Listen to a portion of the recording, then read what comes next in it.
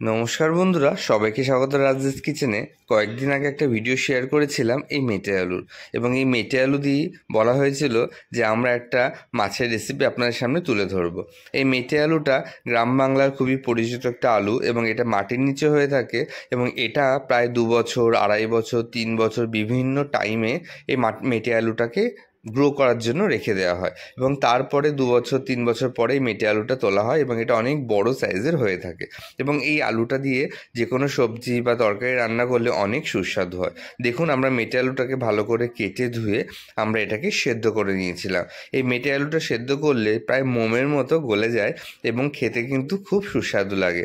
অনেকটা এটা ওলের মতো টেস্ট লাগে বন্ধুরা, এবং এটা কিন্তু ওল যেমনভাবে কাটতে হয় ওরকম সাইজের একটু কেটে এটাকে দিয়ে মাছ দিয়ে কিন্তু রান্না করতে হয়। দেখুন, আমরা মেটে আলুটাকে ভালো করে ধুয়ে আমরা সেদ্ধ করে নিয়েছি, এবং সাথে আমরা নিয়ে নিয়েছি কিন্তু এখানে মাছ। এই মাছ দিয়ে আমরা পুরো রান্নাটা করব। এটা হচ্ছে শোল মাছ, আছে একটা পাকা শোল। সেই পাকা শোল আমরা বাজার থেকে কিনে নিয়ে এসেছিলাম। পাকা শোল বলতে বোঝায় বড় সাইজের যে শোলটা হলুদ রং হয়ে যায়। শোল বেসিক্যালি কালো রঙের হয়, কিন্তু শোলটা যখন পেকে যায় তখন সেটা মোটামুটি হলুদ রঙের হয়ে যায়, তখন সেটাকে বলে পাকা শোল। তো হয়তো গ্রাম বাংলায় এই পাকা শোল নামটা খুবই পরিচিত একটা নাম।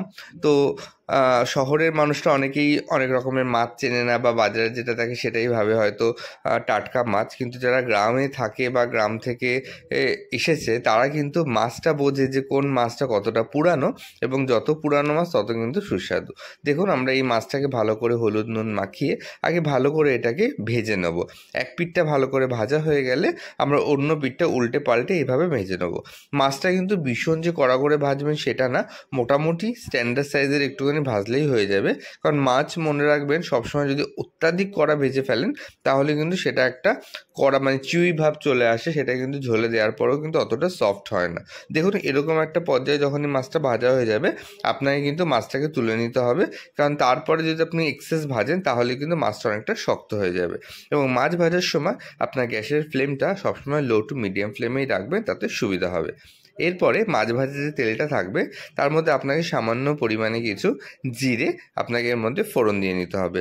জিরেটা ফোড়ন হয়ে গেলে তার মধ্যে আপনাকে 1 চামচ মতো হলুদ গুঁড়ো দিতে হবে। হলুদ গুঁড়ো দেওয়ার কারণ হচ্ছে যাতে এইটা মানে এই যে মশলাটা যেটা দেবেন সেটা যাতে আশেপাশে ছিটে চারিদিকে ছড়িয়ে না যায়। এটা একটা ছোট্ট টিপস রান্নার বন্ধুরা। তারপরে ওর মধ্যে আমরা 1 চা চামচ মতো আদা বাটা দিয়ে নিয়েছিলাম, এবং জিরে গুঁড়ো আর ধনে গুঁড়ো দিয়ে ভালো করে মশলাটাকে ভেজে নিয়েছি।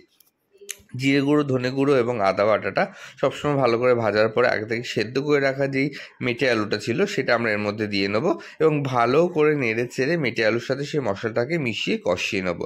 এই কষানোটা ভালো করে সময় নিয়ে কষাতে হবে বন্ধুরা, এবং আমি আগে বলছি লো টু মিডিয়াম ফ্লেমে সবসময় কষানোর চেষ্টা করবেন। এরপরে আমরা এর মতো পরিমাণ মতো নুন দিয়ে নেবো, যতটা পরিমাণে নুনটা দরকার। সেদ্ধর সময় আমরা কিন্তু এর মধ্যে 1 চামচ মতো নুন দিয়ে নিয়েছিলাম, তাই জন্য পরের পরিমাণ মতো হলুদ এবং নুনটা আমরা কিন্তু স্বাদ অনুসারে বাড়িয়ে বা কমিয়ে নেব যতটা আমাদের দরকার হবে। এবং এই পুরো রান্নাটায় আমরা কাঁচা লঙ্কা ইউজ করেছি বন্ধুরা।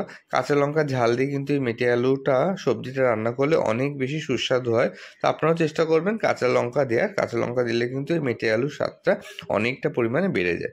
দেখুন, ভালো করে আমাদের মশলার সাথে কষে দিয়ে গেছে। আমরা আগে থেকে করে রাখা গরম জল এর মধ্যে অ্যাড করে দিয়েছি। আমরা আগেও বলেছি এবং সবসময় বলবো, যে কোনো সবজি রান্নায় সবসময় গরম জল ইউজ করবেন।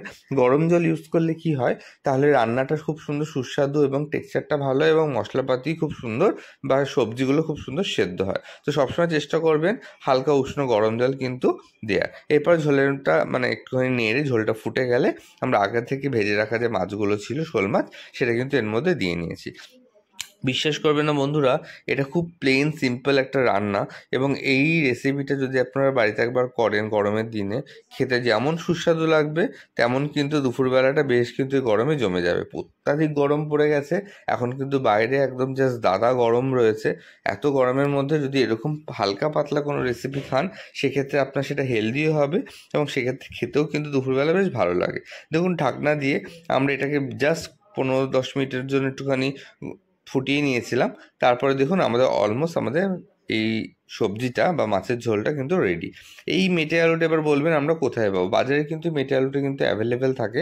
আপনারা যদি একটু বাজার যে মার্কেটটা ঘোরেন তাহলে পেয়ে যাবেন, বা যদি আপনার আশেপাশে যদি একটু গ্রাম সাইড থাকে তাহলে সেখানে বাজারে কিন্তু এই আলুটা অলমোস্ট অ্যাভেলেবেল থাকে।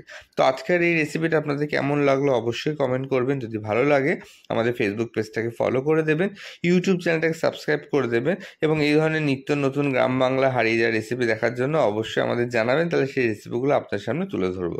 দেখুন কথা বলতে বলতে আমাদের কিন্তু এই যে মেটে আলুর মাছের ঝোলের রেসিপিটা পুরোটাই রেডি হয়ে গেছে। আমরা ঝোলটা যে একটু টেনে নিয়েছি, আমরা উপর থেকে একটু গরম মশলা ছড়িয়ে নিয়েছি। দেখুন কতটা সুস্বাদু এবং ইয়াম্মি লাগছে।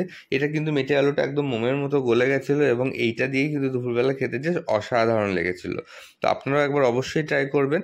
হ্যাঁ, এটা বলতে পারেন যে মেটে আলুটা অত্যাধিক অ্যাভেলেবেল না বাজারে।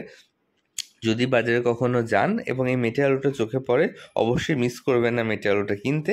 এবং সেই মেটে আলু দিয়ে এইরকম মাছটা রান্না করতে ভালো লাগে। এই মেটে আলুতে কিন্তু কই মাছ ভালো লাগে, শোল মাছ ভালো লাগে, বা যে কোনো জ্যান্ত মাছ কিন্তু মেটে আলুতে অত্যাধিক সুস্বাদু লাগে।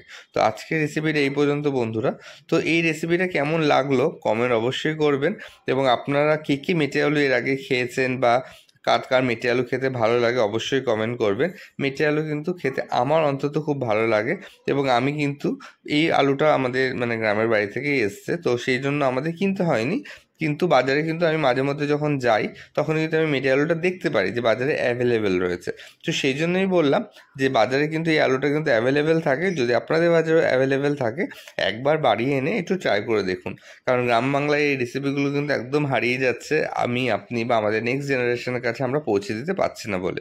সেই জন্য চেষ্টা করি রাজদিস কিচেনের পক্ষ থেকে এই হারিয়ে যাওয়া রেসিপিগুলো আপনাদের সামনে তুলে ধরার, যাতে এই রেসিপিগুলোর মাধ্যমে গ্রাম বাংলায় বেশ কিছু রেসিপি হারিয়ে না যায় এবং আমাদের সকলের মধ্যে কিন্তু রেসিপিগুলো বেঁচে থাকে।